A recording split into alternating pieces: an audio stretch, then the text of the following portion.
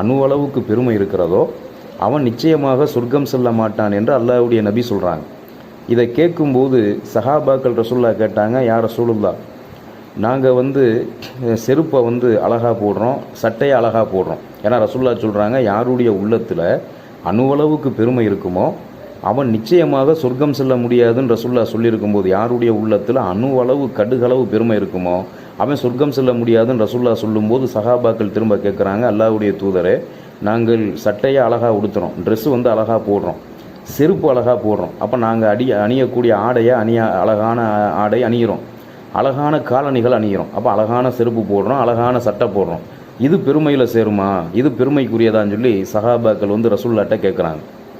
அப்படி கேட்கும்போது ரசூலுல்லாஹ் என்ன சொல்கிறாங்கன்னா, இன்னல்லாஹ ஜமீலுன் யுஹிப்புல் ஜமால். ரசூலுல்லாஹ் சொல்கிறாங்க, இன்னல்லாஹ ஜமீலுன் யுஹிப்புல் ஜமால், நிச்சயமாக அல்லாஹ் அழகானவன், அழகை விரும்புகிறான். அப்போ அல்லாஹ் எப்படிப்பட்டவனா, அல்லாவே ரொம்ப அழகானவன். அல்லாஹ் எப்படிப்பட்ட ரப்பு, மிக மிக அழகான ரப்பு. அதனால தான் அந்த அழகான ரப்பு மூஞ்சிய மறுமை நாளில்